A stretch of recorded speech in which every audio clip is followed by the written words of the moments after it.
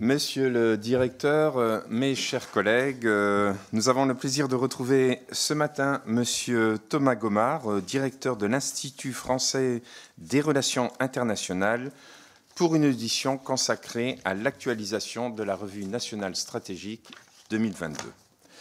Dans son discours aux Français le 5 mars dernier, le président de la République a fait le constat que notre prospérité et notre sécurité sont devenues plus incertaines et a souligné « Nous sommes entrés dans une nouvelle ère ». La suppression provisoire par les États-Unis de leur aide militaire à l'Ukraine, leur prise de distance vis-à-vis de l'Europe, ou encore leur vote avec la Russie et la Corée du Nord contre une résolution de l'Assemblée générale des Nations unies dénonçant l'agression russe contre l'Ukraine, rendent d'autant plus légitime la décision du président de la République, annoncée lors de ses vœux aux armées le 20 janvier dernier, de procéder à l'actualisation de la Revue nationale stratégique de 2022. Travail que s'est saisi notre commission et qui prépare sa contribution. Nous constatons tous l'accroissement spectaculaire du désordre international, ce que vous avez appelé, Monsieur Gomard, l'affolement du monde. Ce qui nous impose, pour nous en tout cas, d'ajuster notre vision stratégique.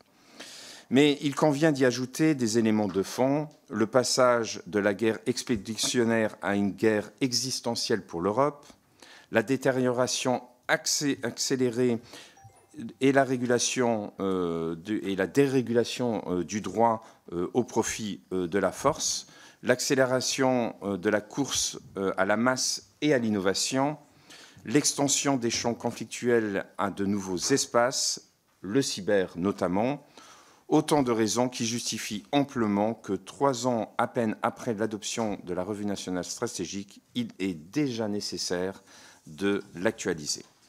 L'exercice est d'autant plus périlleux et difficile que nous sommes entrés dans une ère d'incertitude dans laquelle toutes les hypothèses sont ouvertes.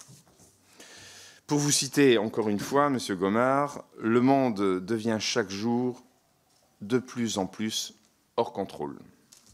C'est donc avec attention que nous allons écouter vos analyses et vos réflexions sur l'état du monde qui seront sans aucun doute challengés par mes collègues à travers leurs nombreuses questions.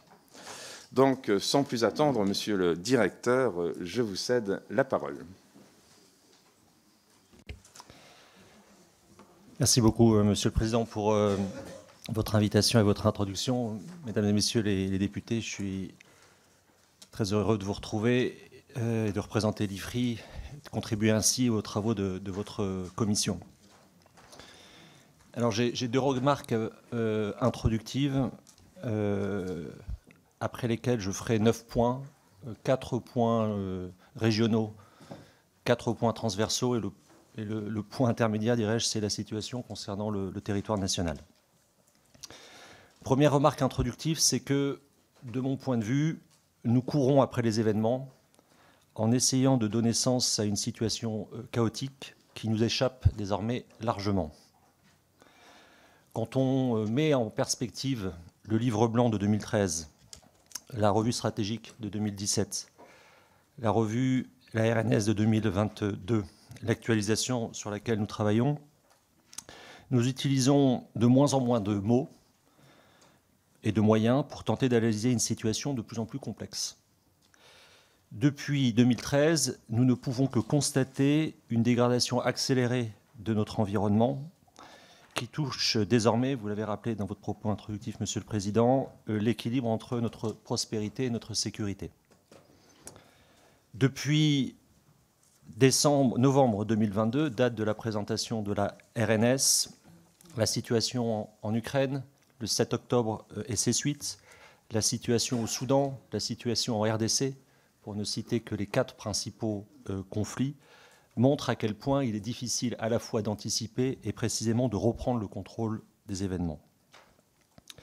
Depuis le 20 janvier 2025, date effectivement des vœux du président de la République aux armées, au cours desquels il a demandé l'actualisation de la RNS, cette date correspond aussi à l'investiture du président Donald Trump. Nous avons une administration Trump qui, en 7 semaines, produit un effet de souffle et qui se traduit d'ores et déjà par la destruction de l'État fédéral américain, une offensive idéologique contre l'Europe et une guerre commerciale contre le monde. Deuxième remarque introductive, nous envisageons de mobiliser des moyens financiers supplémentaires. Je plaide, vous l'avez rappelé avec mes travaux, depuis des années pour un réarmement militaire. Je plaide aussi pour un réarmement intellectuel, et pour tout dire, je ne le vois guère. La RNS, telle qu'elle a été conçue, est un entre-deux entre une grande stratégie qui chercherait à intégrer les différentes composantes d'une politique globale et une stratégie de défense en tant que telle. Je pense que nous manquons cruellement d'outils de suivi stratégique qui nous permettraient d'être beaucoup moins réactifs. Dans tous les domaines, il me semble que le quoi qu'il en coûte, sans effort de cadrage temporel et spatial, conduit à la ruine. Et j'ai l'impression que nous sommes aujourd'hui en train de décider d'augmentation de crédits supplémentaires sans avoir fait le travail intellectuel nécessaire pour savoir comment allouer ces crédits supplémentaires. J'ajouterai qu'aujourd'hui, seul notre niveau de dette publique correspond à une économie de guerre, alors que nous avons eu une gestion de temps de paix. Ces deux remarques introductives faites, je vais me concentrer sur les 4 points de manière très synthétique pour essayer de décrire la menace telle que je la comprends aujourd'hui, avant de passer au territoire national et à des points plus transversaux.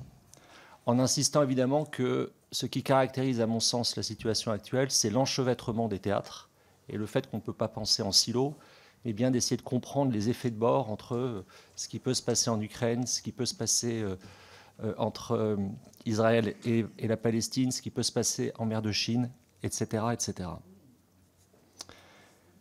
Premier élément de cadrage, le flanc ouest. Je commencerai cette présentation par le flanc ouest. Nous avons, avec l'administration Trump, un choc et un effroi qui créent une stupeur pour les Européens. Cette stupeur s'explique en partie par la convergence idéologique qui existe désormais entre la Maison-Blanche et le Kremlin.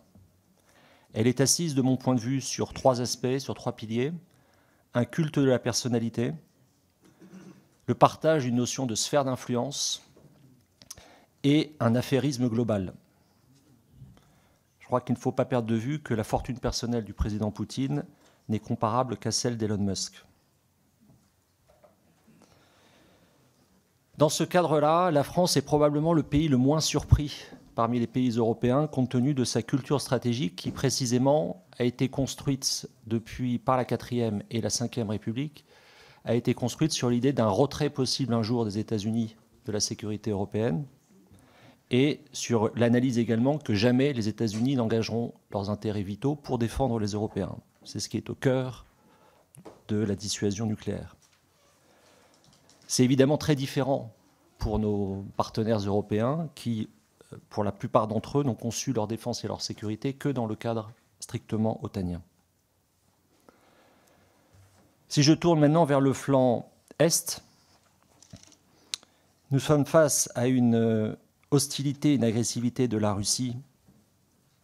Je pourrais la faire remonter au fond à 2007-2008, mais pour moi la vraie bifurcation, c'est le retour au Kremlin du président Poutine en 2012, la répression de Bolotnaïa et les changements constitutionnels que ces manifestations ont entraîné. Et que, évidemment, pour la Russie, le discours de Donald Trump est inespéré au regard de son enlisement militaire en Ukraine. Les objectifs du Kremlin restent les mêmes, renforcés par le changement de pied de l'administration américaine, l'asservissement de l'Ukraine, c'est-à-dire la poursuite de sa dénazification, démilitarisation et la volonté d'abattre le président Zelensky, la rupture du lien transatlantique et le retour à la situation de 1997 exprimée par les mémorandums de décembre 2021.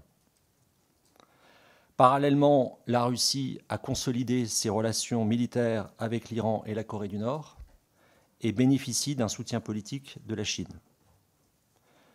Sur le flanc Est, pour moi, la véritable surprise stratégique, en réalité, c'est le degré de résistance ukrainien. Je passe maintenant au flanc Sud en insistant sur une zone peut-être insuffisamment suivie, qui est à l'articulation entre le flanc Est et le flanc Sud, qui est le Caucase, avec la situation en Géorgie, en Arménie et en Azerbaïdjan, pays qui, comme vous le savez, mènent des opérations de déstabilisation dans nos outre-mer. En ce qui concerne le flanc Sud, en commençant par la bande sahélo-saharienne, nous sommes désormais face à la constitution d'une alliance des États du Sahel avec 3 pays, le Mali, le Burkina Faso, le Niger, qui vont quitter la CEDEAO, le Tchad se rapprochant de cette alliance. C'est évidemment un point de fixation du terrorisme mondial qui n'a pas encore, depuis cette zone, frappé l'Europe. Concernant l'Afrique du Nord, nous observons une dégradation rapide des relations entre le Maroc et l'Algérie, pays avec lequel nous sommes dans une forme de crise diplomatique permanente. Nous avons une évolution de la Tunisie vers l'autoritarisme et une Libye qui a toujours 2 gouvernements.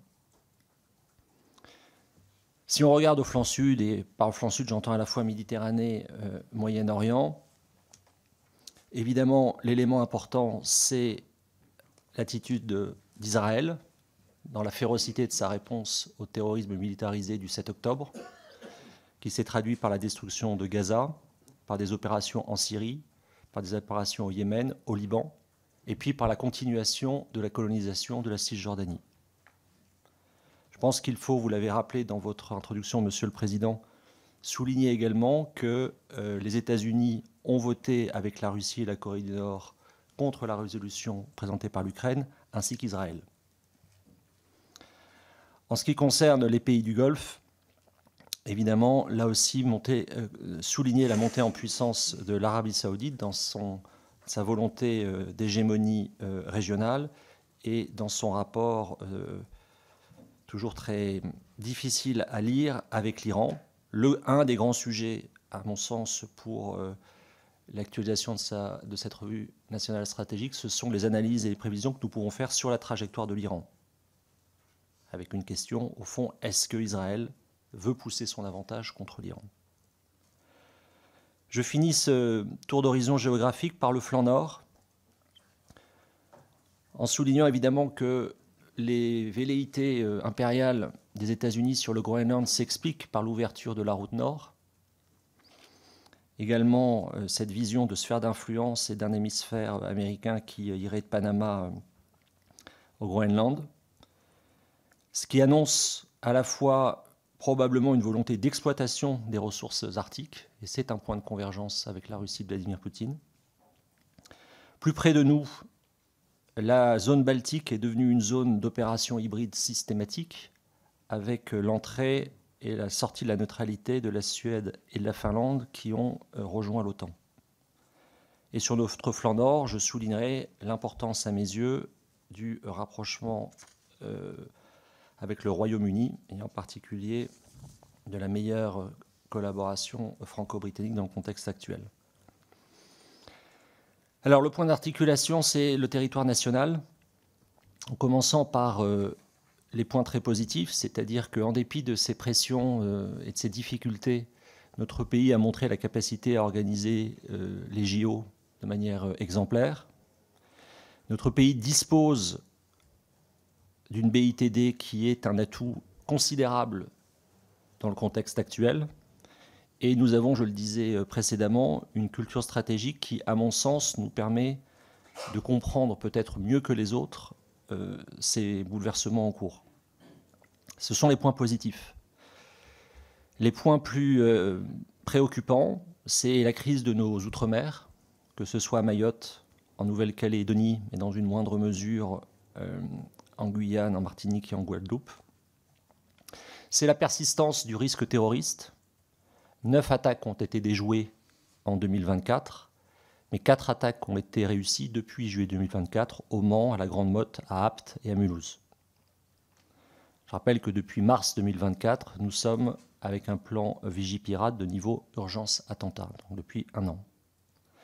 Et à cela s'ajoute la prise de conscience politique en termes d'organisation, de réaction, d'organisation politico-administrative des risques du narcotrafic au regard de l'évolution de pays comme les Pays-Bas ou la Belgique. Alors si je dois maintenant lister de manière là aussi très, très synthétique et trop rapide, évidemment, ce qui mériterait des développements complémentaires, mais c'est pour lancer notre échange, les 4 points transversaux qui me semblent importants à intégrer à l'actualisation de la RNS et qui étaient présents peut-être en filigrane, mais qui mériteraient sans doute un traitement plus spécifique. La situation dans laquelle nous sommes est en train de provoquer une accélération de la prolifération nucléaire, qui s'observe déjà par le choix fait par la Chine de sortir de la stricte suffisance et d'augmenter son arsenal nucléaire de manière très significative, et évidemment des discours de volonté d'acquisition, de possibilité d'acquisition d'armes nucléaires émanant de pays comme la Corée du Sud ou plus récemment la Pologne. On a au fond un problème général concernant la maîtrise des armements, le fait que des pays européens comme la Pologne, comme la Lituanie, envisagent désormais de se retirer de la Convention d'Ottawa, montre le degré de la dégradation stratégique auquel nous devons faire face en Europe. Il y a actuellement une prolifération nucléaire qui va s'accélérer, une prolifération balistique avec des enjeux de qui maîtrise la frappe dans la profondeur, qui maîtrise la lutte contre qui maîtrise les systèmes antimissiles dans un contexte de développement rapide, excusez-moi de la surenchère, mais de l'hypervélocité. L'arrière-plan reste un arrière-plan nucléaire. J'avais qualifié la guerre d'Ukraine d'une guerre coloniale sous protection nucléaire. Je maintiens cette formule dans la mesure où je pense qu'une bonne part de l'attitude des Européens et des Américains a été inhibée par le discours nucléaire du Kremlin. 7e point, l'importance et l'insistance que nous portons aux enjeux juridiques et de régulation. Dans le discours du vice-président Vance, il est parfaitement clair qu'il y a une sorte de contradiction de son point de vue entre le maintien des États-Unis dans l'OTAN et le maintien par les Européens des régulations numériques à travers le DCA ou le DMA.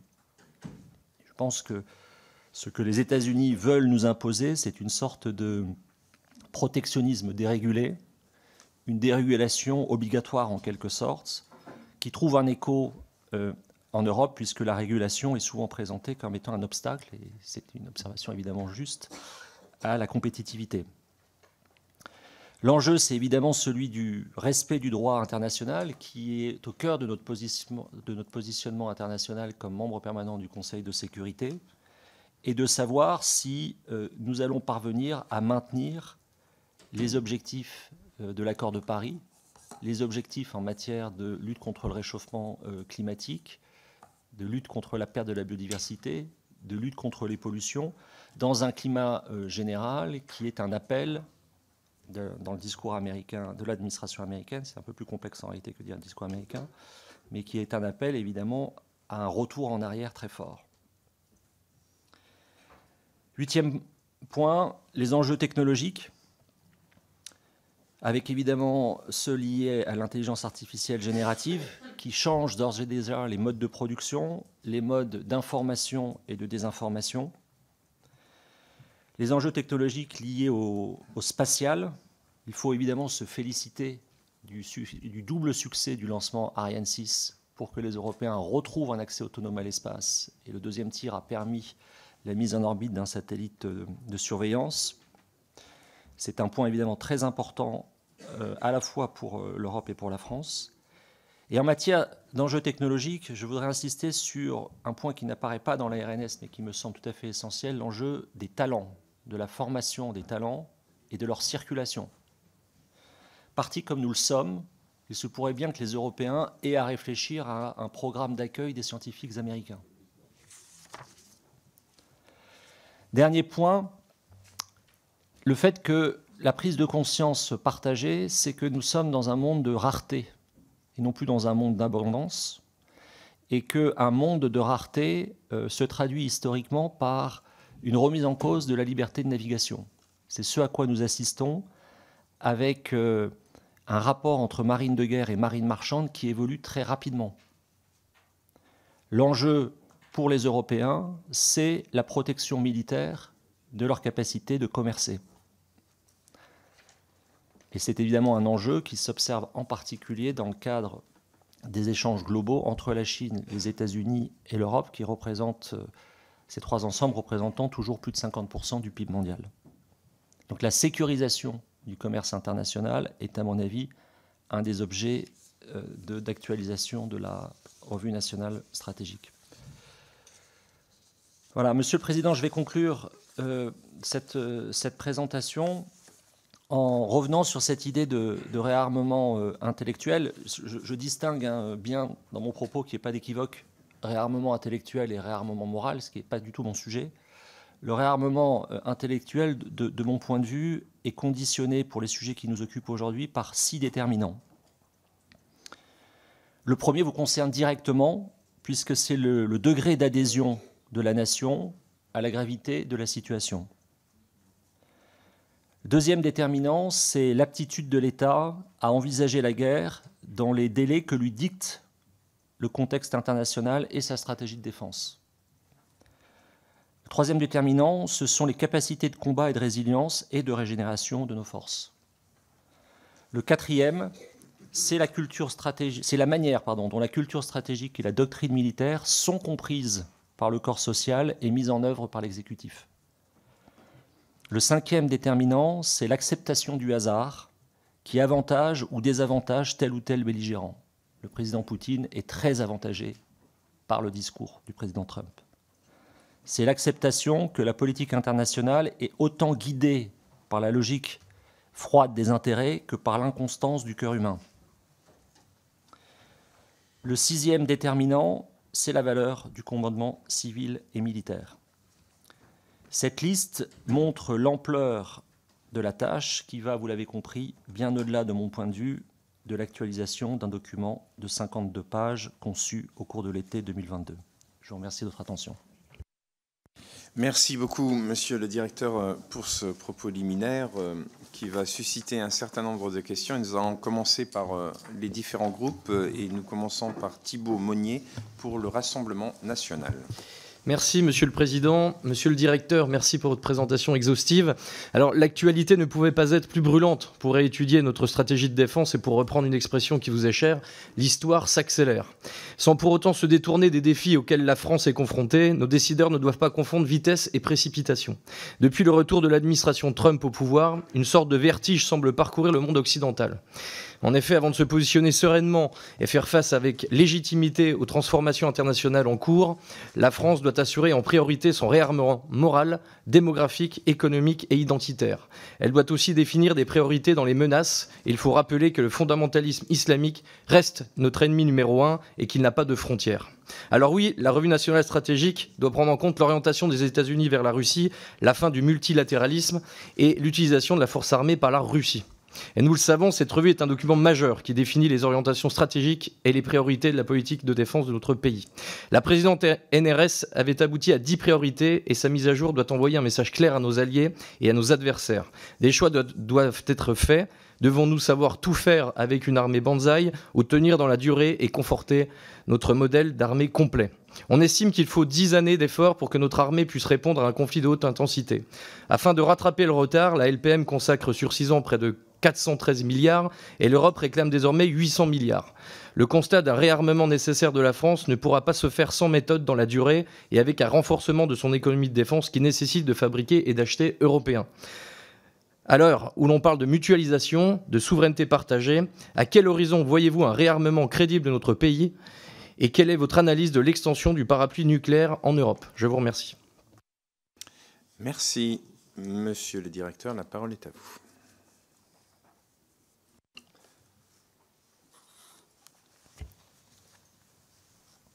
Merci, Monsieur le député, pour votre question. Bon. Le réarmement crédible, si vous voulez, l'horizon, je pense qu'il faut là aussi essayer d'avoir un peu de perspective historique. En fait, nous réarmons depuis 2017, de manière sérieuse. Donc ça, c'est le premier point, et ce réarmement est intervenu après des décennies de désarmement structurel. désarmement structurel qui, en réalité, pour les Européens, a commencé au début des années 70 et qui s'est poursuivi, à la différence des autres compétiteurs stratégiques, après le 11 septembre 2001. Donc il y a eu un choix fait par nos dirigeants, et nos dirigeants au sens européen du terme, ce n'est pas le cas aux États-Unis, ce n'est pas évidemment le cas en Russie, en Chine, en Arabie Saoudite, en Turquie, etc., de désarmer après le 11 septembre. Donc cette dynamique a été inversée depuis 2017. Ça c'est le premier point, c'est-à-dire qu'en fait, on s'approche de 10 ans déjà de réarmement. Après, je n'ai pas de chiffre magique en disant on sera réarmé à tel niveau de dépenses militaires. Et c'est bien le problème parce que personne ne l'a. C'est-à-dire que si on a une sorte d'épure en tête d'une armée qui serait parfaite, mais pour faire quoi? Je pense que c'est un exercice intellectuel vain. Et c'est pour ça qu'il faut être, à mon avis, très, très prudent. Vous l'avez compris, je plaide pour un réarmement militaire depuis des années. Et je vois aussi les risques à croire qu'il pourrait y avoir un quoi qu'il en coûte dans tous les domaines. C'est illusoire et c'est dangereux. Parce qu'en fait, au fond de tout principe de défense, c'est quand même l'équilibre et la cohérence entre notre politique intérieure, notre politique financière, notre politique militaire. Donc je n'ai pas, au fond, un état final recherché de l'armée idéale à vous proposer ce matin. Et je pense que en réalité, personne ne pourrait, de manière crédible, proposer une telle épure aujourd'hui. Ce qui plaide pour un travail constant qui va bien au-delà d'efforts d'actualisation des documents précédemment mentionnés. Bon, partage du parapluie nucléaire. Je pense que là aussi, il faut essayer de remettre les choses en perspective. J'ai bien noté l'incandescence du débat public sur ces questions-là. J'ai bien noté qu'effectivement, le président de la République parle beaucoup de nucléaire dans ses prises de parole. Je note qu'en fait, cette rhétorique nucléaire poursuit de très près la situation médiatique en Russie est omniprésente. C'est-à-dire que ce qui caractérise quand même le passage de Vladimir Poutine, président du gouvernement russe, à son retour comme président de la Fédération de Russie en 2012, c'est précisément l'usage de la rhétorique nucléaire. C'est là que ça repart, en fait. Et donc, il y a un certain nombre de contresens qui s'expliquent par des volontés politiques que je n'ai pas à commenter. Mais je pense qu'il faut quand même bien rappeler qu'il n'y a pas de partage. On parle de dissuasion élargie et de dissuasion concertée, pour les gens qui suivent ça de près. Et donc l'idée sur laquelle il y aura un partage du bouton est une idée parfaitement fausse. L'idée d'une dissuasion élargie, elle est très conforme à ce qui est écrit dans le livre blanc de 1972 et même dès les premiers textes du général de Gaulle en 1964, c'est l'idée de dire qu'en fait les intérêts vitaux de la France ne se limitent pas à l'Hexagone et aux Outre-mer, et qu'ils ont d'emblée une dimension européenne. Je pense que dans cette idée, si vous voulez, de parler du nucléaire, il y a probablement aussi une volonté, pour être constamment en interaction avec des collègues européens, il y a une volonté peut-être d'essayer de modifier, de travailler la culture stratégique des autres. Vous êtes parfois très frappé, enfin je suis parfois très frappé, si vous voulez, par l'absence de compréhension de ces questions quand j'échange avec des collègues allemands, par exemple. Et donc j'y vois, si vous voulez, pas du tout une idée de partager le bouton, ce qui, encore une fois, n'a pas de sens. Pas de sens politiquement et encore moins opérationnellement, mais beaucoup plus de faire comprendre que nous sommes effectivement rentrés dans un troisième âge nucléaire, pour reprendre la formule consacrée. Merci. La parole est à Karl Olive pour le groupe Ensemble pour la République. Monsieur le Président Jean-Michel Jacques, Monsieur le Directeur Thomas Gomard, merci pour votre présence ce matin. Vous l'avez souligné, l'actualité géopolitique est marquée par des recompositions profondes des alliances et des rapports de force. Les analyses de l'Institut français des relations internationales que vous présidez apportent un éclairage précieux sur ces dynamiques et nous aident à mieux les appréhender.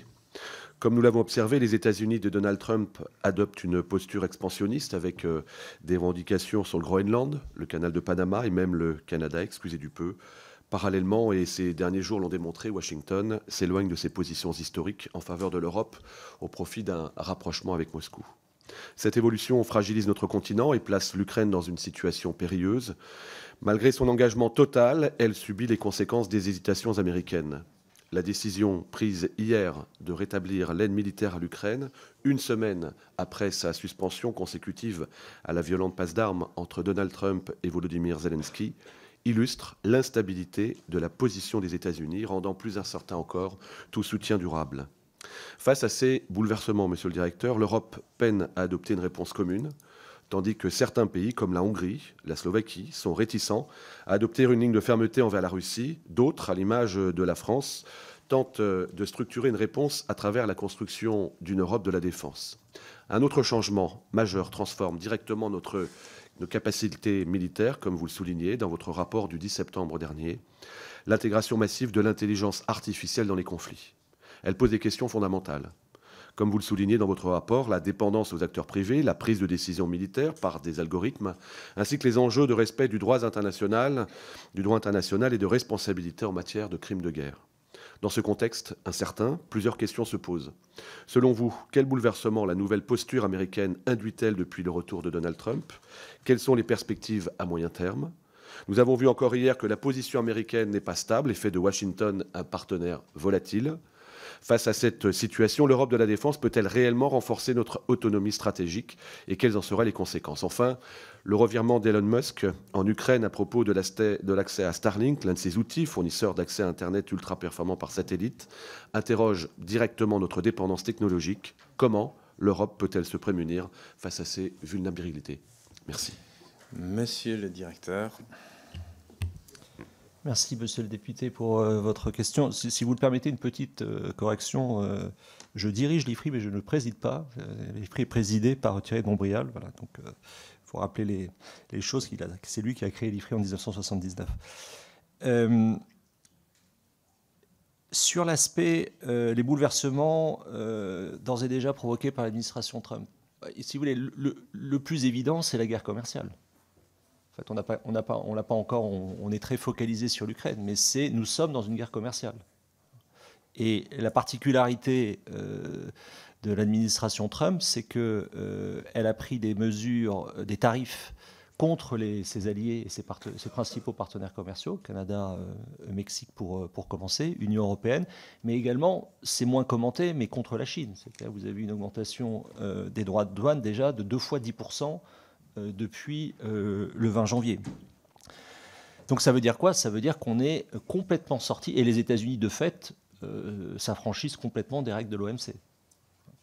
Donc pour moi, c'est l'aspect le plus marquant sur le plan international, auquel s'ajoute le changement de pied sur l'Ukraine, c'est-à-dire qu'il y a déjà un mois qu'on a eu ce contact téléphonique entre le président Trump et le président Poutine, qui au fond faisait comme si les Ukrainiens n'avaient pas à être à la table de négociation et encore moins les Européens. Puis le troisième élément, il est intérieur aux États-Unis, c'est-à-dire que c'est la destruction de pans entiers du système américain, ce qui nous semble, nous, dans la compréhension que nous avions des éléments de puissance, de la puissance américaine, très surprenants, presque irrationnels. Se priver d'outils comme USAID, se priver de mener une purge scientifique, de mener une purge sur le haut commandement, ça nous semble très irrationnel. Et surtout, ça instille effectivement une défiance désormais, à mon avis, inévitable. Ce qui me conduit à votre deuxième question, sur lié au revirement d'Elon Musk. Je pense que là encore, nous touchons les bénéfices d'une réflexion stratégique construite par la Ve République, c'est-à-dire sur un certain nombre de domaines, nous sommes parfaitement autonomes, mais nous sommes les seuls Européens à l'être en réalité. Donc quand on fait l'inventaire des interfaces qui pourraient être menacées par un changement de pied américain dans le cadre français, il y en a. Je pense que ce travail, j'imagine que ce travail est fait. Donc voir si c'est réversible ou pas. Mais ce travail, à mon avis, est encore plus, va être beaucoup plus préoccupant pour nos alliés européens, qui sont, pour la plupart d'entre eux, avec que des interfaces avec les États-Unis pour leur système de défense. Donc je distinguerai, si vous voulez, l'effet dans le cas de la situation de notre pays et celui pour les autres Européens.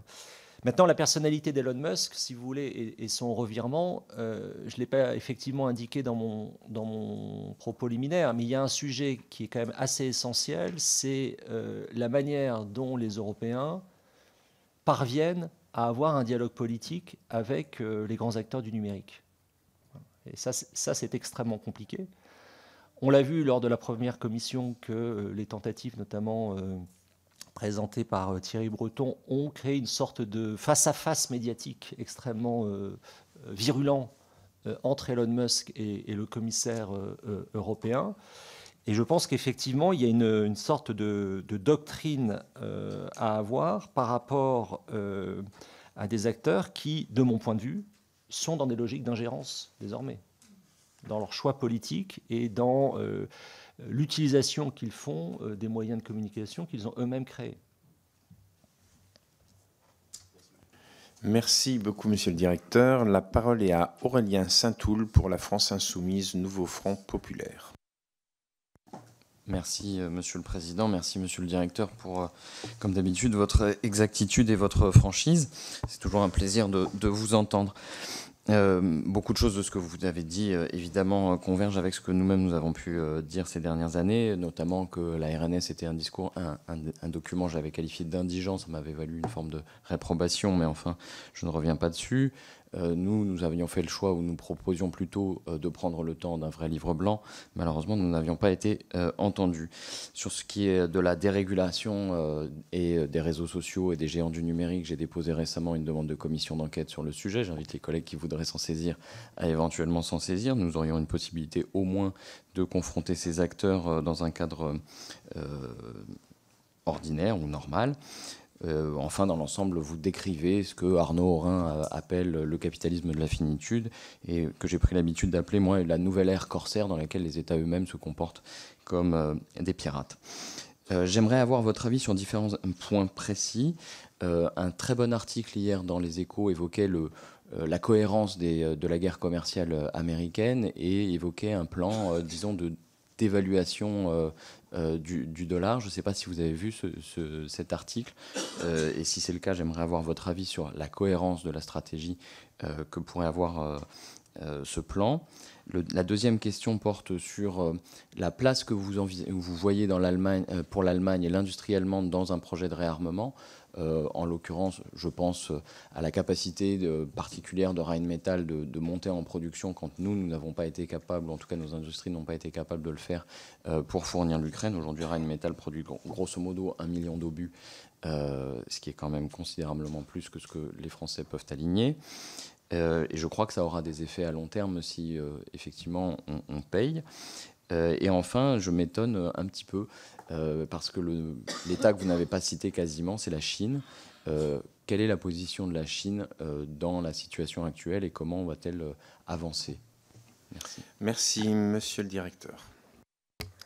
Merci, monsieur le député, pour vos questions.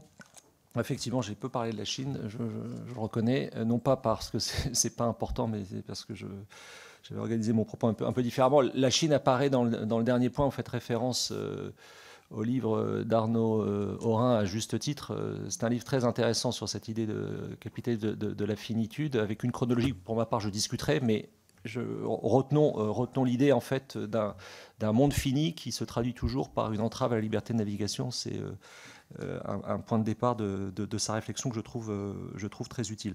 Bon, sur la Chine, d'abord constater la constance de l'effort militaire chinois, puisque on est, pour ce que l'on en sait, à plus de 300 milliards de dépenses militaires annuelles.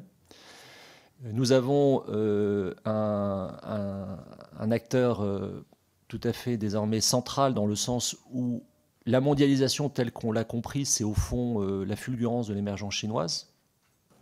C'est-à-dire que l'ultralibéralisme correspond fondamentalement, après 1979, à l'entrée de plein pied de la Chine dans le capitalisme global. Le rapport L'État commence par ça, c'est-à-dire le rapport L'État constate qu'en 1985, Chine et Inde, c'est 5% du PIB mondial. Et donc, ça montre quand même la puissance, enfin le caractère tectonique de la transformation en 4 décennies.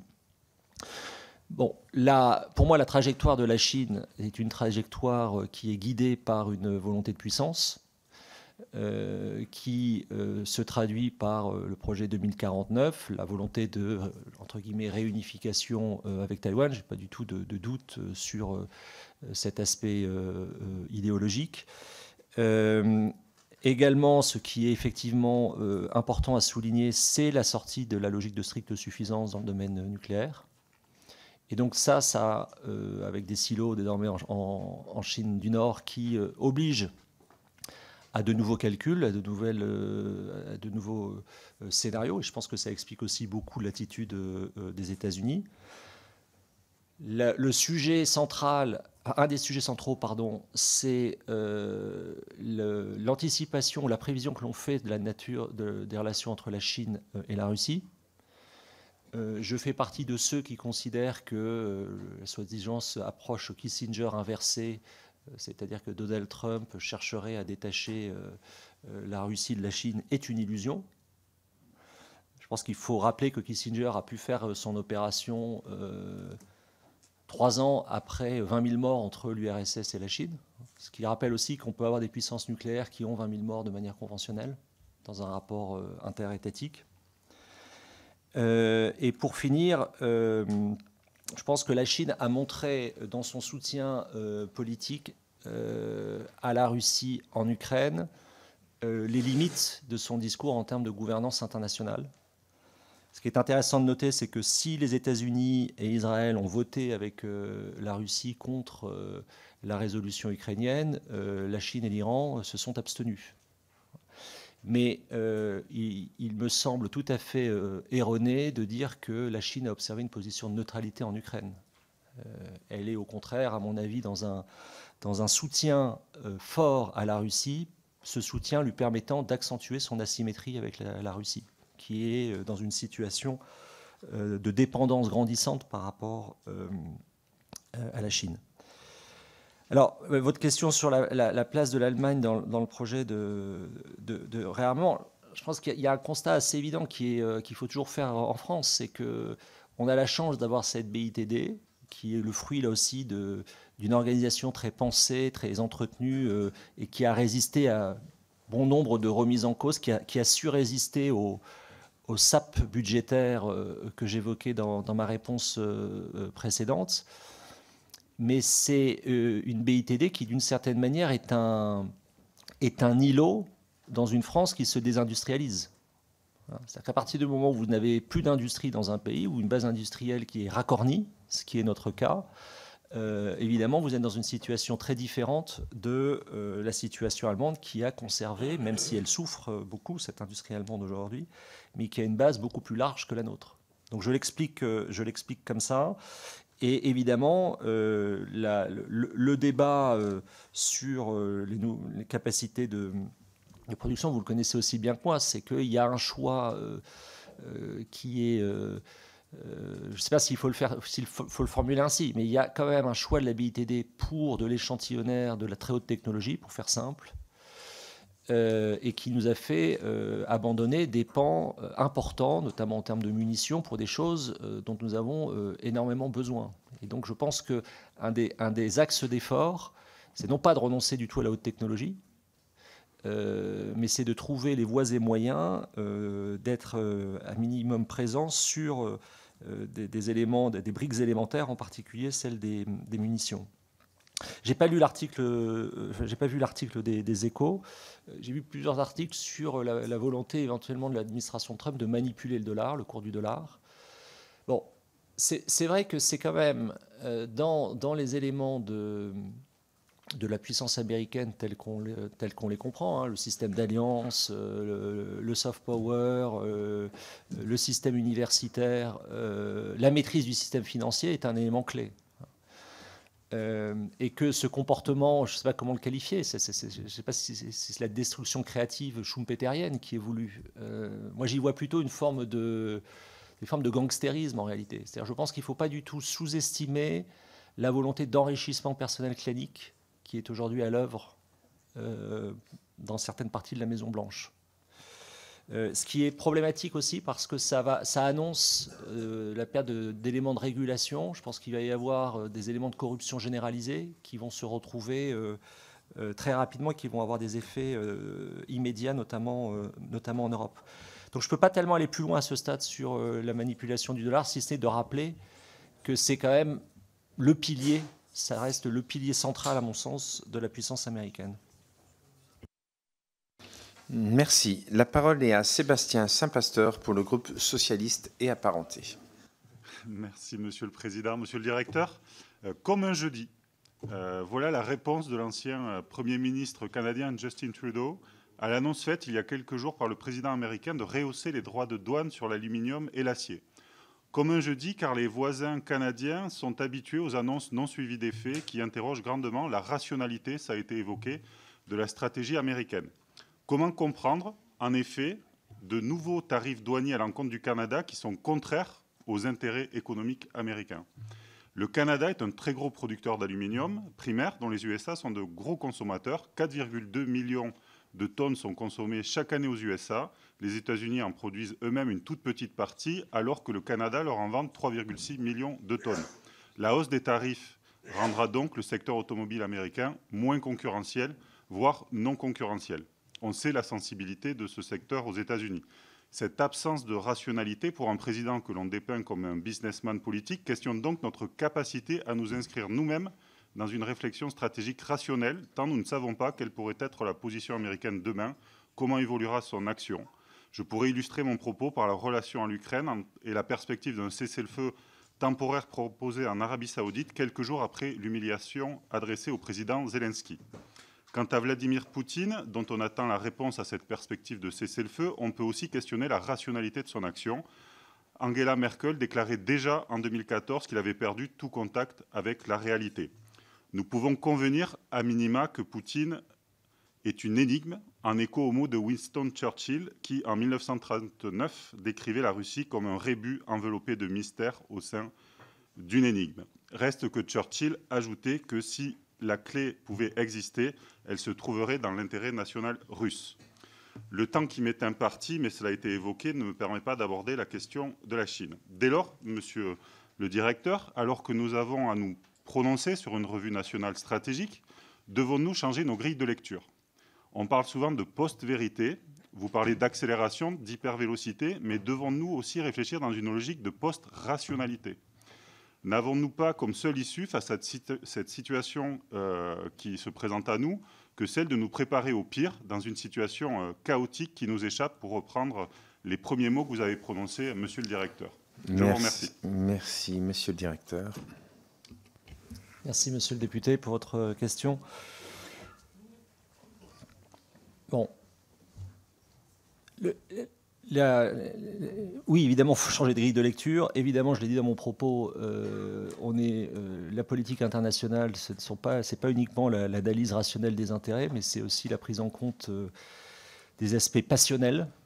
Et je pense que ce qui nous manque dans nos travaux d'analyse, c'est la compréhension de l'intentionnalité des acteurs.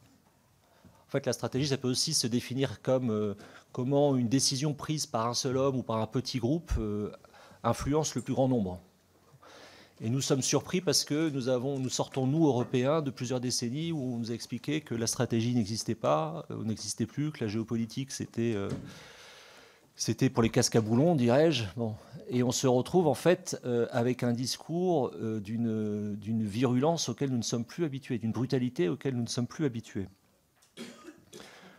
Pour vous dire les choses très, très simplement, j'étais à la conférence de Munich en assistant au discours du président Vance, donc février dernier, et j'avais l'impression de me retrouver au Club Valdai en Russie quand j'y allais en 2012. C'est-à-dire que je suis frappé par la proximité idéologique, en réalité, Je l'ai évoqué rapidement en parlant des 3 points, mais il y a dans cette proximité idéologique une volonté de déclasser et de mépris très fort pour les Européens, à la fois accusés d'être sortis de l'histoire, mais je crois aussi un mépris pour leur système démocratique vu comme fondamentalement inefficient. Bon. Je n'ai pas l'impression que le système américain aille dans le sens de l'efficience depuis cette semaine, parce que là aussi, ça renvoie, mais vous êtes beaucoup mieux placé que moi pour sentir ce genre de choses, c'est que le président Trump a été réélu. Il a gagné. Voilà. Et donc, il est réélu. Je crois que c'est l'éditorialiste du Financial Times qui avait cette formule. Hein, les Américains avaient le choix entre un procureur et un harpé de justice. Ils ont réélu un harpé de justice. Bon. Et il est réélu pourquoi? Parce qu'il, à mon avis, comprend... il arrive, c'est ça qui permet d'être réélu entre 2016, qui est plus de l'ordre de l'accident, même s'il sent évidemment des choses en 2016 et en 2024. En 2024, il arrive à parler aux déclassés et à faire basculer l'establishment tech. Voilà. C'est-à-dire qu'il est élu sur un discours identitaro-futuriste. Et c'est ça qui est aussi très, très, très troublant, c'est que nous avons dans son entourage des gens, bon, évidemment Elon Musk, mais pas seulement, qui en fait dessinent notre futur, enfin ce qui voudrait être notre futur. Et donc, j'explique, si vous voulez, la volonté de destruction par la réponse au vote identitaire, c'est-à-dire de casser ce qui est vu comme le système fédéral dans le fonctionnement de ces élites. Je n'arrive pas à voir, en revanche, à ce stade, après cette semaine, ce qui alimente le discours futuriste au sens de construction d'une société stable et prospère. Je ne le vois pas. Je vois l'aspect réactionnaire, mais je ne vois pas, depuis cette semaine, l'aspect futuriste. Bon, sur la post-vérité et la post-rationalité, là aussi, je parle à des gens qui sont confrontés à ça peut-être plus que nous, c'est que... c'est pour ça que ces travaux sont quand même très importants, parce que je pense qu'ils permettent un temps, un minimum de convergence sur ce que sont les faits. Mais quand vous êtes dans une posture comme la mienne de chercheur, oui, vous êtes de plus en plus contesté tout simplement dans le fait de faire de la recherche. Et je ne suis pas en train de me plaindre, hein, mais j'observe quand même qu'un régime autoritaire comme celui, ou libéral comme celui qui est en train de se mettre en place aux États-Unis, commence par se séparer en fait de chercheurs, notamment dans le domaine climatique. C'est-à-dire qu'au fond, il y a une sorte de rejet du discours scientifique qui est effectivement très, très préoccupant. Merci. La parole est à Anne-Laure Blin pour le groupe Droite républicaine. Merci, merci Monsieur le Président, Monsieur le Directeur. Merci de partager votre clé de lecture, qui n'est cependant pas universelle, je crois. Les relations internationales, c'est évidemment de la diplomatie, c'est une politique de défense, mais c'est aussi, je le pense, une réelle politique économique. Alors, vous nous avez dit que la France était en quelque part moins menacée ou moins surprise que d'autres pays de l'Union européenne, de par son passé, et notamment le fait que nous détenions aujourd'hui la force nucléaire. Certes.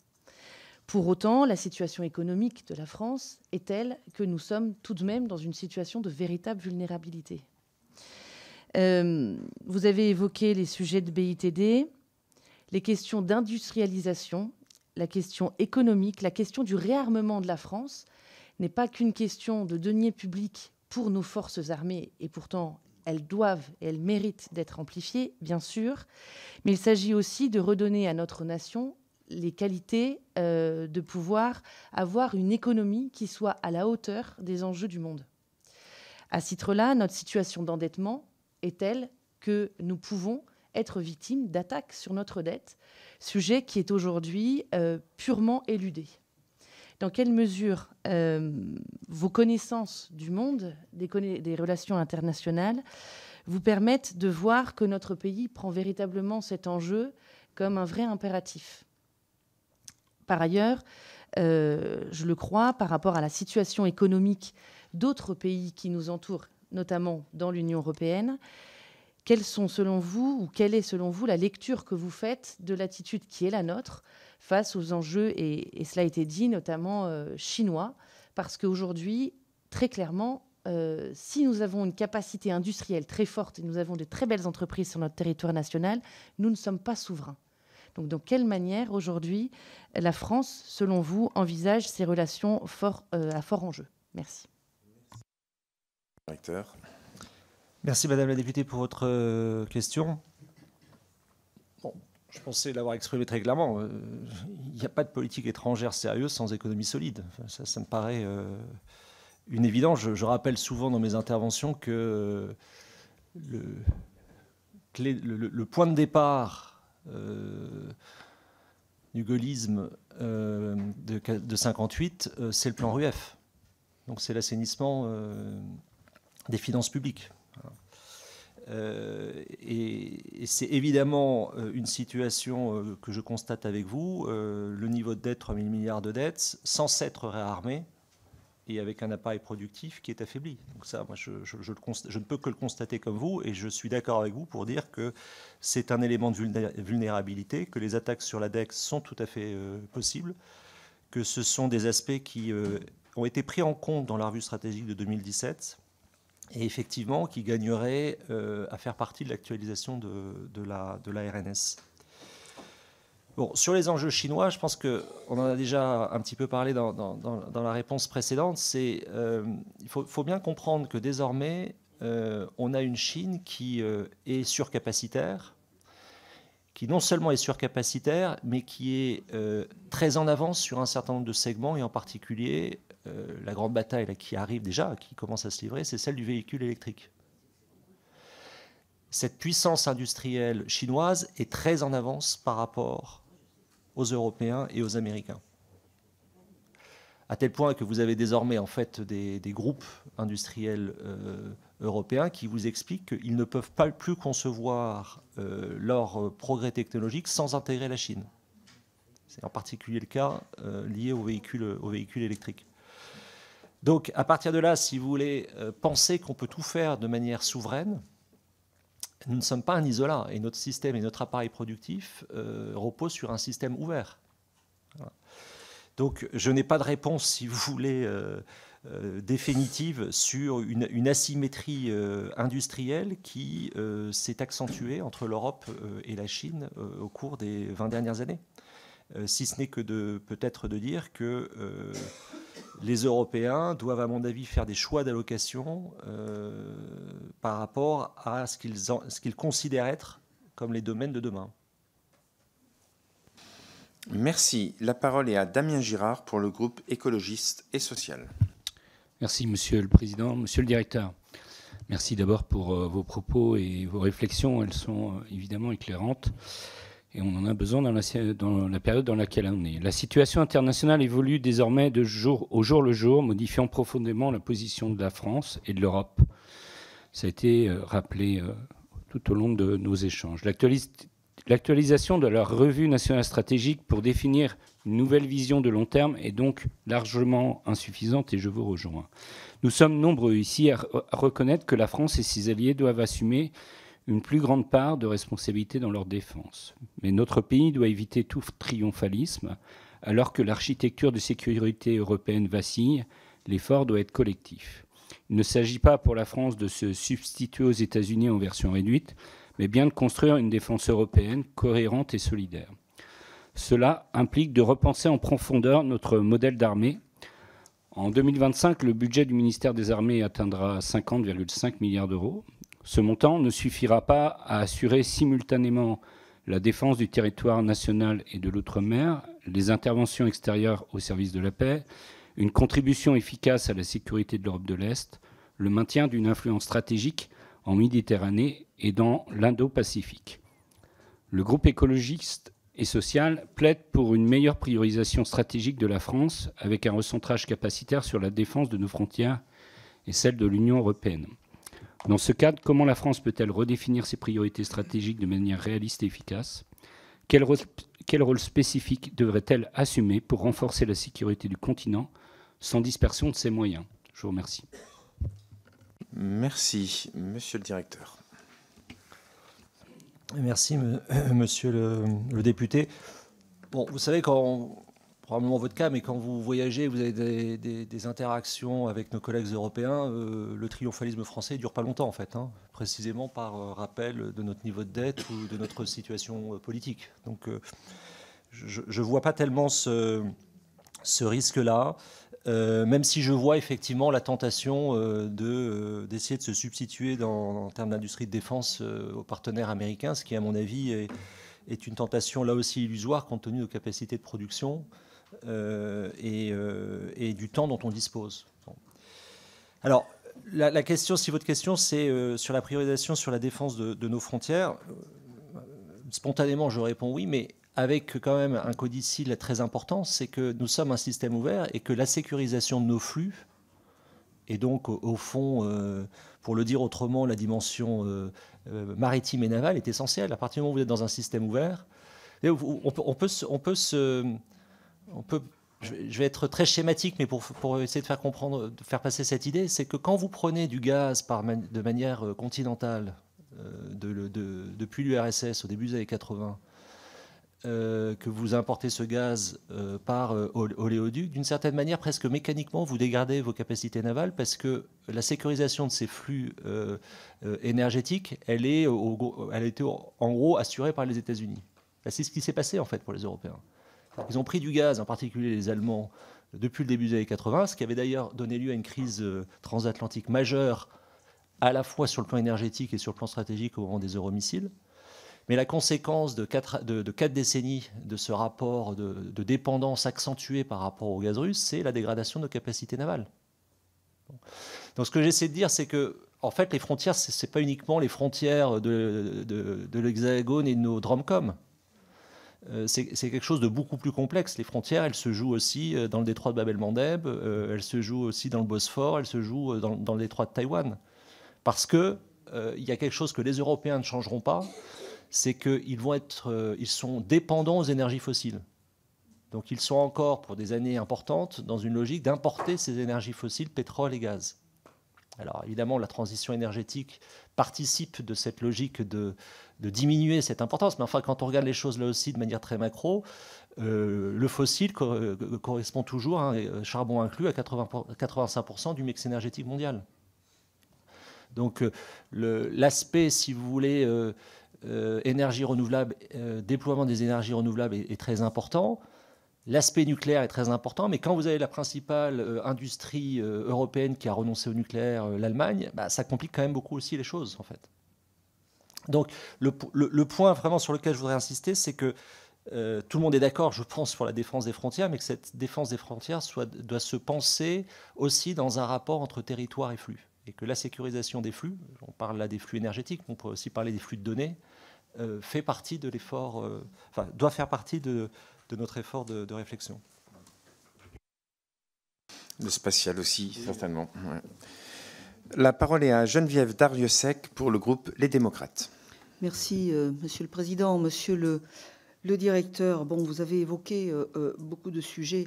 Ce qui est frappant dans toutes ces évolutions géopolitiques internationales, c'est la rapidité avec laquelle aujourd'hui les choses se délitent ou se reconstituent, se défont, se construisent. On se lève tous les matins en se demandant quelle parole va être importante pour la France, pour l'Europe, pour le monde, et ou quelle parole va détruire ce qui a été construit la veille. Donc difficile de faire une revue nationale stratégique dans ces conditions, enfin quelque chose de stable en tout cas.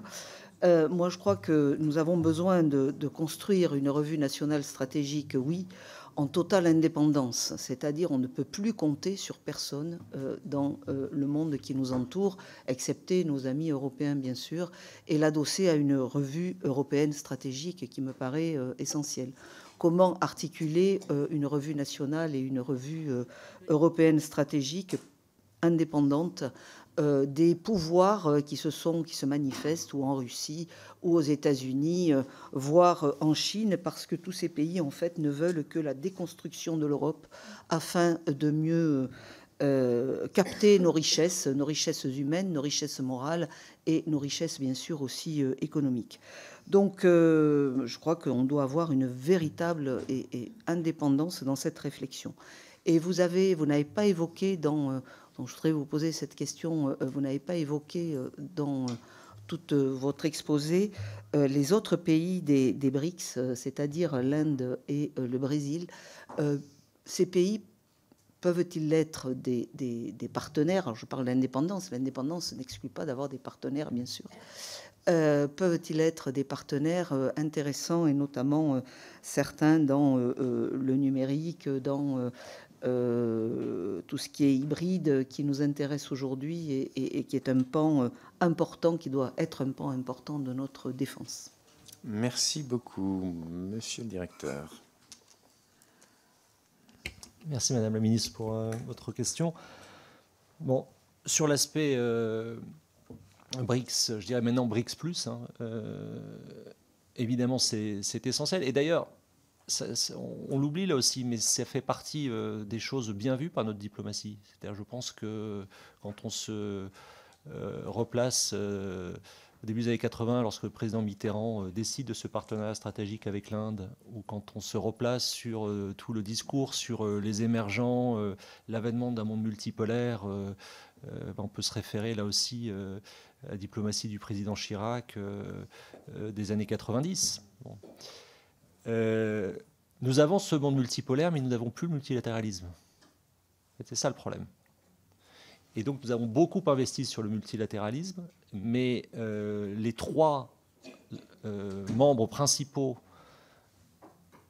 permanents du Conseil de sécurité semblent renoncer au multilatéralisme, de manière différente d'ailleurs. La Russie, par son usage répété de son droit de veto, et par la violation caractérisée du droit international, notamment en Ukraine. La Chine par un système alternatif, en fait, c'est-à-dire à la fois un investissement extrêmement fort dans le système onusien, mais aussi une sorte de duplication du système onusien dans un certain nombre de domaines, et les États-Unis avec ce qui est pas complètement nouveau pour les États-Unis, mais ce qui est très nouveau dans la virulence du moment. Ça place d'ailleurs cette situation, la France et le Royaume-Uni, dans une situation très inconfortable par rapport aux trois grands. On va voir comment les choses évoluent, mais aussi très inconfortable par rapport précisément aux BRICS. Dans le domaine qui est le mien, qui est celui donc des instituts de recherche, je suis très souvent, comment dirais-je, interrogé, enfin c'est plus qu'interrogé, critiqué, de la part des collègues indiens sur le fait que la France est membre permanent du Conseil de sécurité. C'est-à-dire qu'il y a un procès en illégitimité qui nous est désormais fait par certains BRICS. Alors évidemment, auquel il faut rappeler que le Conseil de sécurité il s'est construit comme il s'est construit, que la France assume un certain nombre de responsabilités internationales, que ce soit des opérations de maintien de la paix jadis, que ce soit précisément l'importance qu'elle attache au droit international, qu'elle attache au multilatéralisme, et qu'elle est en faveur d'une réforme du Conseil de sécurité. Et rappeler aux Indiens que ceux qui bloquent, par exemple, ce sont plutôt les Chinois pour leur entrée dans le Conseil de sécurité. Je pense qu'il faut toujours le rappeler, parce qu'en réalité, nous avons, à mon sens, encore une fois, et de manière transpartisane, à mon avis, assez bien lu le monde dans cette émergence économique. Et nous avons compris, évidemment, que cette émergence économique, et c'est le moment actuel, allait se transformer à un moment ou à un autre en revendication politique. Alors ensuite, les BRICS+, il y a quand même un point très intéressant, c'est le sommet de Kazan, d'octobre 2024. La Russie dénonce en permanence le double standard des Occidentaux, avec des arguments, à mon sens, recevables. Mais je pense qu'il faut aussi pointer le double standard des BRICS. C'est-à-dire qui se réunissent à Kazan, qui expliquent que la souveraineté, l'intégrité territoriale est le principe constitutif de leur réunion, sans soutenir l'Ukraine. Donc il y a aussi, de la part de ces BRICS+, en présence du secrétaire général des Nations Unies d'ailleurs, il faut le souligner, il y a aussi un double standard, désormais du côté des BRICS, qui sont travaillés en fait par deux lignes. une ligne résolument anti-occidentale. Alors je disais anti-occidentale, maintenant on va dire anti-européenne en fait, compte tenu du changement de pied des États-Unis, et qui est incarnée par la Russie et l'Iran. Une ligne qui est celle du multi-alignement avec les pays que vous avez mentionnés, l'Inde et le Brésil en particulier, et qui au fond, le discours peut se résumer de la manière suivante, c'est que nous voulons bénéficier au maximum de la mondialisation dans tout ce qu'elle nous procure, sans être contraints par un système d'alliance.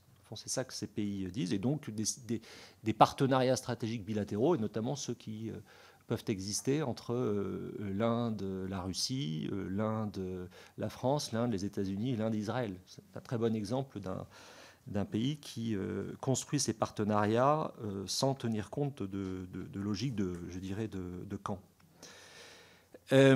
Ensuite, sur votre première question sur la nécessité d'articuler nos travaux à la réflexion européenne, évidemment, avec toutefois quand même une préoccupation, et là je parle évidemment des forces politiques très, très, très différentes, c'est que vous avez aussi un certain nombre de pays en Europe qui font un choix, qui sont en train de faire un choix libéral, et qui l'assument comme tel. Je pense à la Hongrie, évidemment, qui a voté aussi avec la Russie, les États-Unis et Israël contre la résolution ukrainienne, et que dans l'attitude de la Russie, moi j'entends souvent dire « Ah, mais la menace russe est exagérée, on n'aura jamais les chars russes à Paris, etc. » Évidemment qu'on n'aura jamais les chars russes à Paris. Mais on peut tout à fait imaginer un système, une Union européenne, avec un certain nombre de forces politiques très favorables à Moscou. Et donc on peut être défait sans être envahi. Merci. La parole est à Anne Le Henanff pour le groupe Horizon et Indépendants. Merci, Monsieur le Président. Monsieur Gomard, je suis là. Bonjour. Merci beaucoup pour votre intervention, votre présence déjà et vos propos. Votre intervention nous permet de prendre de la hauteur. Je vous remercie. Ça nous permet de réfléchir et nous mettre face à une réalité qui devrait nous permettre de prendre les bonnes décisions, je pense. Donc merci pour vos propos. Vous l'avez abordé dans votre intervention, parmi les déterminants qui nous permettront de maîtriser et résister au contexte qui nous est imposé, un aspect stratégique est l'acceptation sociale. Les parlementaires que nous sommes, bien, nous sommes des acteurs clés pour conduire à cette acceptation sociale. Ma question portera donc sur un des chapitres de la Revue nationale stratégique. Nous allons chaque groupe ici présent va contribuer à cette mise à jour, cette réactualisation de la Revue nationale stratégique. Vous l'avez souligné, et je partage votre avis avec d'autres, visiblement, 52 pages pour embarquer la nation tout entière, me semble un peu léger dans le contexte actuel. Selon vous, quels sont les chapitres de la RNS qu'il faudra profondément et obligatoirement, je dirais, faire évoluer? Quels sont les aspects de la Revue nationale stratégique qui sont absents, selon vous, et qu'il faudra absolument introduire? Et enfin, troisième question, comment et à qui diffuser cette RNS pour en élargir la cible? Je vous remercie. Monsieur le directeur. Merci, Madame la députée. Bon, sur le dispositif, si vous voulez, je pense qu'il faut bien utiliser cette séquence déjà. C'est-à-dire que c'est imparfait, ça a néanmoins le mérite d'exister. Il n'y a pas beaucoup de pays européens qui ont ce type de réflexion. Donc il faut essayer, en fonction de ce qui existe, de faire mieux. Moi, je vois, d'abord pour répondre à votre question sur les cibles, j'interviens beaucoup dans les lycées, volontairement, puis aussi au niveau très décideur. Je suis frappé par l'intérêt que ces sujets, peut-être est-ce dû à la gravité de la situation, mais l'intérêt que ces sujets portent. Et donc je pense qu'il y a un travail très spécifique à faire en direction de l'éducation nationale. Il y a un travail aussi très spécifique à faire, et vous le mentionnez, par les parlementaires. Et je pense que c'est l'idée aussi de cette actualisation de la RNS. La manière dont ça doit ensuite se traduire, je dirais, en forme de débat plus élargi. Vous avez les instituts de recherche, mais on sent bien qu'il faudrait changer d'échelle, en fait. Voilà. Et sur ce changement d'échelle, on y réfléchit à l'IFRI, aussi avec d'autres collègues think tank. Très franchement, je n'ai pas d'idée pertinente à vous proposer ce matin. Mais sachez qu'en tout cas, on y réfléchit et que s'il y a un effort d'essayer d'organiser une forme de débat plus élargi, nous serons heureux d'y contribuer. Maintenant, sur les parties qui manquent, bon, moi je pense que ce document ne peut pas faire l'économie d'une réflexion assez fondamentale sur ce que j'ai l'habitude de résumer par la convergence des deux tendances très profondes que sont l'accélération de la dégradation environnementale, parce que ça conduit à la rareté et à la finitude. Et donc ça a des incidences très directes dans nos rapports aux ressources et à notre mode de vie, et l'accélération de la mise en données du monde. Ça, je pense que c'est un aspect, si vous voulez. Alors, le problème, c'est qu'on peut très vite avoir un discours extrêmement général et qui n'est plus opérationnel, mais je pense qu'on ne peut pas faire l'économie de cette dimension. Deuxième aspect lié, je suis toujours frappé, j'avais fait en sorte qu'on en parle dans la revue stratégique de 2017, mais par le peu d'attention prêtée aux questions énergétiques. Or, désormais, à mon sens, une grande stratégie se construit fondamentalement autour d'une politique énergie-climat. Troisième dimension, on en a dit un mot. Là aussi, peut-être, cela requiert beaucoup de technicité, mais la dimension financière, à la fois dans l'aspect dette, mais aussi tout simplement compréhension, à minima, est-ce possible dans ce genre de document, mais des flux financiers globaux. Donc j'ajouterais quand même ces trois dimensions. Au-delà des thèmes qui, présents, sont importants. Le président le rappelait à juste titre. Je n'ai pas suffisamment parlé de la dimension spatiale, mais ce qu'on appelle en mauvais français tout ce qui est enablers, en fait, mériterait peut-être aussi un développement plus spécifique. Parce que si on va dans la logique d'interface transatlantique ne fonctionne non plus, ça se jouera d'abord sur les enablers. Merci, monsieur le directeur. La parole est à Bernard Schex pour le groupe UDR. Merci, monsieur le président. Monsieur le directeur, la puissance d'un pays ne se fonde pas uniquement sur ses moyens militaires, mais aussi sur une doctrine stratégique cohérente. Sans doctrine solide, nous ne saurons pas défendre nos intérêts vitaux lorsqu'ils seront contestés. Or, à la vue du contexte géopolitique, ce jour pourrait bel et bien arriver. Au siècle dernier, le général de Gaulle a déployé des trésors d'énergie afin que nous disposions d'une dissuasion nucléaire forte. Au groupe UDR, nous avons la ferme conviction que notre dissuasion doit rester la pierre angulaire de notre défense nationale. C'est notre capacité de projection nucléaire partout dans le monde qui fonde notre puissance. La révision de la revue nationale stratégique doit être l'occasion de le rappeler. Ainsi, le débat ouvert par le président Macron sur l'extension de notre protection nucléaire à d'autres pays européens, notamment frontaliers de la Russie, nous paraît dangereux. Bien que la Russie constitue une menace réelle, on ne peut pas affirmer que la France a des intérêts vitaux à la frontière orientale du continent. La construction d'une autonomie stratégique européenne ne doit pas remettre en cause la doctrine nucléaire du général de Gaulle de 1964, c'est-à-dire que la France se sentirait menacée dès lors que les territoires d'Allemagne et du Benelux seraient violés. Certes, le contexte européen nous incombe à réviser notre revue nationale stratégique. Cependant, cette révision ne doit pas se faire au détriment de notre attention pour la région Indo-Pacifique.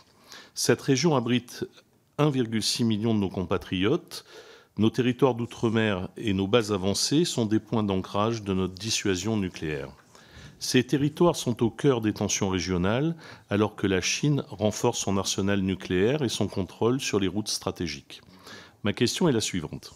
Quelle place devrait être accordée à la défense de notre souveraineté nationale en dehors de l'Europe dans cette nouvelle revue nationale stratégique ? Merci. Merci, chers collègues. Monsieur le directeur, la parole est à vous. Merci, monsieur le député, pour votre question. C'était pas tout à fait l'objet de votre question, mais je me permets de faire un petit développement, si vous m'y autorisez, sur la dissuasion, puisque c'était au début de votre propos.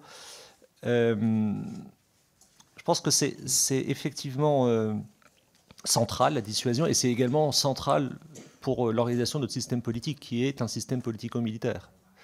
Donc on prête évidemment au général de Gaulle la force de dissuasion pour des raisons évidentes. Il faut rappeler quand même que l'effort a été lancé par la 4e République et que c'est la décision du général de Gaulle revenant au pouvoir en 1958, c'est d'arrêter la coopération nucléaire avec l'Italie et l'Allemagne, d'une part, et c'est surtout l'élection au suffrage universel du président de la République en 1962, une fois l'arme nucléaire acquise. Et ça, c'est quand même tout à fait constitutif de notre système politique. Pourquoi je dis ça, c'est que, et ça permet de commencer à répondre à votre question, c'est que la définition et l'appréciation des intérêts vitaux, elle est dans la tête, dirais-je, du chef des armées, président de la République. Et donc, c'est comme ça que repose la dissuasion. C'est parce qu'il a été élu au suffrage universel que c'est sa liberté d'appréciation de ce qui relève de nos intérêts vitaux. Et donc, ça permet de dire qu'effectivement, en Indo-Pacifique, il y a des territoires souverains français qui ne sont pas en Europe, qui sont en Europe, qui sont pas en Europe au sens géographique, mais qui sont en Europe au sens où la France, membre de l'Union européenne, a des territoires de Romcom qui aussi sont, de ce point de vue-là, dans l'Union européenne. Le deuxième élément de réponse, c'est un peu celui que j'ai fait dans une réponse précédente, c'est-à-dire, je pense qu'il faut comprendre que notre système de défense ne se pense pas uniquement en termes de territoire, mais de protection et de sécurisation de flux qui sont indispensables au fonctionnement de ce territoire. Et donc ça plaide effectivement en faveur d'une stratégie indo-pacifique. La formule consacrée, c'est que oui, il y a un monde à l'est de Suez. Et c'était ce choix britannique de dire, ben non, en fait, on se place désormais à l'ouest de Suez au début des années 70, pour des raisons de présence de territoires souverains, et puis aussi pour des raisons de compréhension du système économique international. Notre défense ne se limite pas au continent européen. J'irai tout à fait dans votre sens de ce point de vue-là. Merci, mes chers collègues. Nous avons encore 4 questions, donc je vous propose de faire 2 salves de 2 questions, et nous commençons par une question de Franck Giletti. Merci, Monsieur le Président, Monsieur le Directeur. L'histoire et les défis géopolitiques actuels nous rappellent une vérité fondamentale: la sécurité de notre pays n'est jamais acquise, et la lucidité face à la réalité est une condition de notre survie. Depuis des années, les gouvernements successifs ont, à grand renfort de discours rassurants, caché la véritable étendue des faiblesses de nos forces armées, tandis qu'ils semblent aujourd'hui s'affoler des faiblesses de nos stocks de munitions, du nombre de nos avions de chasse, ou encore de nos frégates, ou encore des vieillissements de nos blindés. Notre pays, reconnu pour sa puissance militaire, est aujourd'hui confronté à une fragilisation de ses moyens et à une course contre la montre face au tournant que nous assistons ces derniers mois, ces dernières semaines, voire ces dernières heures. Dans ce contexte, l'actualisation de la revue nationale stratégique engendre beaucoup de questionnements, notamment celle de savoir s'il convient de continuer à masquer la vérité à nos concitoyens sous couvert d'une communication rassurante. Comment cette dernière peut-elle inciter à une prise de conscience collective de la part des Français, sans pour autant dévaloriser notre système de défense, ni renseigner nos compétiteurs? Merci. La parole est à Pascal Jenst. Oui, merci Monsieur le Président. Monsieur Gomard, dans la revue nationale stratégique de 2022, l'objectif stratégique numéro 6.2 intitulé « Faire émerger les capacités industrielles européennes de défense ». Il y a question de développer une industrie de défense européenne. Or, au Rassemblement national, nous préconisons plutôt une coopération industrielle avec nos voisins européens. C'est ce qui a été énoncé dans le discours de Marine Le Pen le 3 mars dernier. En effet, encourager les membres de l'UE à s'équiper auprès des industriels français de la défense aurait pour double avantage d'augmenter la productivité et la croissance de notre BITD, tout en permettant à l'Europe de s'équiper à une échelle plus locale. Après tout, ces échanges entre États sont l'essence même d'une union qui fonctionne et servirait les intérêts de tous les membres. C'est pourquoi j'aimerais connaître vos avis sur la possible introduction d'un tel objectif stratégique dans la prochaine RNS. Et si cela était rendu possible, quels seraient les États membres à solliciter en premier lieu? Je vous remercie. Merci, monsieur le directeur. La parole est à vous. Merci, monsieur le député, pour votre question, qui n'est pas simple, en fait, parce que la posture qui est la mienne, si vous voulez, c'est on a tous nos biais, hein, donc c'est de tendre vers l'objectivité. On a vu cette discussion dans un autre cadre, si vous en souvenez. Nous essayons de produire des travaux précisément pour alimenter cette réflexion, qui sont des travaux de chercheurs. Donc ce n'est pas des travaux qui répondent à une commande d'intérêt privé ou à une demande de l'État. C'est une distance qui n'est pas simple à trouver et à conserver, pour être tout à fait honnête. Mais ça a le mérite d'exister, là aussi. Et quand je parle des travaux de l'IFRI, je pourrais les élargir aux autres travaux de nos collègues, évidemment. Et donc je pense qu'il y a quand même un effort de tendre toujours vers l'objectivité et de dire les choses. Alors, on nous le reproche d'ailleurs parfois, parce que quand vous avez le malheur d'émettre une petite critique sur tel ou tel système d'armes, tout de suite on vous taxe de ne pas être un bon patriote. Bon, c'est la vie, c'est sur les risques du métier, dirais-je. Mais je commence par là parce que je pense que c'est quand même très important, au regard aussi de ce qui se passe aux États-Unis actuellement, de ce qu'on a pu observer dans d'autres pays européens. C'est très important de préserver d'une certaine manière un discours qui se veut objectif dans ses principes. Qu'il soit ensuite instrumentalisé par des forces politiques, moi je n'y peux rien, c'est votre travail d'une certaine manière. La question que vous posez sur comment, éduquer, c'est pas forcément le bon terme, mais comment diffuser cela et expliquer les choses sans à la fois verser dans du catastrophisme et sans renseigner l'adversaire, ça c'est votre jugement personnel en quelque sorte, auprès, à mon sens, de vos électeurs, ou c'est nos modalités d'intervention. Il est certain qu'il y a des sujets sur lesquels, je pense, il y a des prises de parole, notamment sur le nucléaire, qui ne sont pas suffisamment informées et qui brouillent beaucoup les choses. Donc là-dessus, je pense que c'est une sorte de réflexion personnelle à avoir sur l'intérêt qu'on porte tout simplement à la sécurité du pays. J'ai pas de réponse de méthode, si vous voulez, au-delà d'un appel à la responsabilité personnelle et collective. Monsieur le député, merci pour votre question. Là aussi, bon, je ne souhaite pas du tout prendre parti pour une force politique, vous le comprenez bien, quelle qu'elle soit.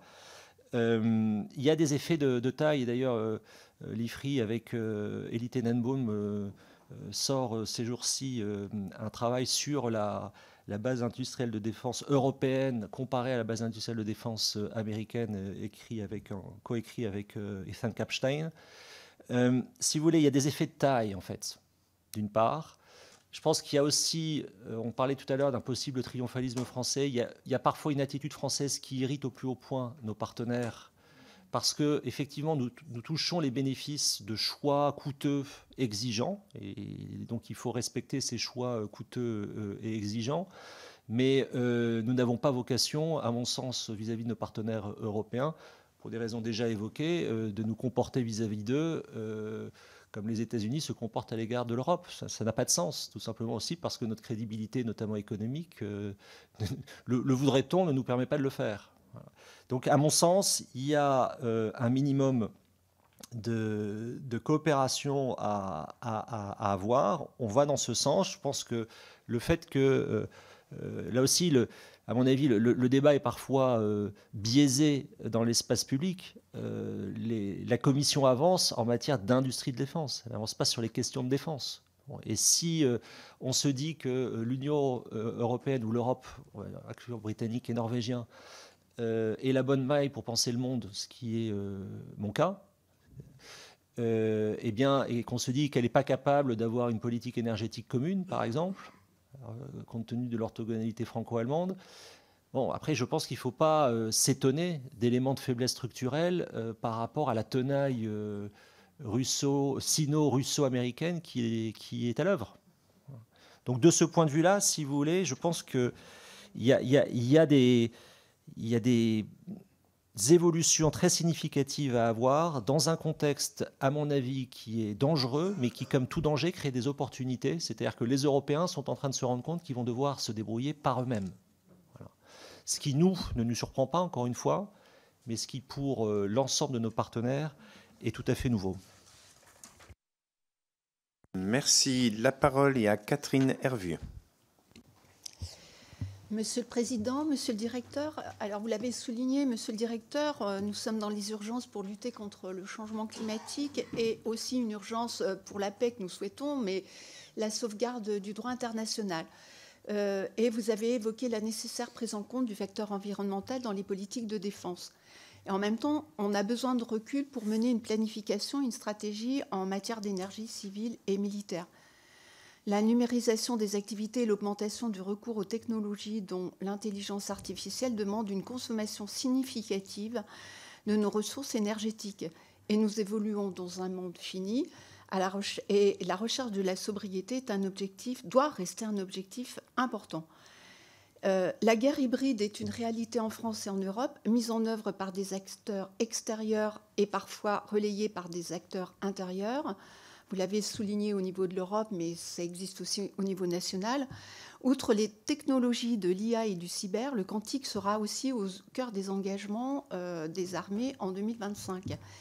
Nous essayons de rattraper notre retard sur le cyber et l'IA, mais qu'en est-il du quantique? Je vous remercie. Merci. La parole est à Guillaume Garot. Merci, Monsieur le Président. Merci, Monsieur le Directeur, de vos propos extrêmement clairs, précis. Ce que vous nous dites, c'est que les défis sont trop importants aujourd'hui pour être traités à l'échelle nationale. Et nous sommes nombreux ici à en convenir. Donc il faut arriver à pas rapide vers une approche coordonnée au plan européen. C'est ce que nous comprenons de vos propos. Ma question est toute simple. Comment, à vos yeux, on doit envisager cette coordination européenne? Mme Darrieussecq parlait d'une revue stratégique européenne. Comment on doit donc l'envisager? Ça veut dire quelles priorités on doit se fixer? Et vous avez évoqué en particulier, c'est connexe mais tellement important, la question de l'énergie. Est-ce qu'il y a d'autres sujets à traiter de façon avancée et rapide? Et selon quelle modalité? C'est-à-dire quelle modalité de coordination à vos yeux pour qu'on soit efficace? Et je veux juste terminer là-dessus parce que vous avez eu un propos qui nous a, je crois, alarmés. Vous dites on peut être défait sans être envahi. Donc il y a certainement des domaines d'activité sur lesquels il faut qu'on avance. Et on serait heureux d'avoir votre réponse là-dessus. Merci, Monsieur le Directeur. Merci beaucoup, Madame la députée, pour votre question. Très franchement, sur le quantique, j'avoue mon ignorance. Voilà. Je ne peux pas vous dire où on en est de l'avancement. Nous avons des travaux à l'IFRI avec notre centre géopolitique et technologie de Laure de Rochegonde, dirigé par Laure de Rochegonde.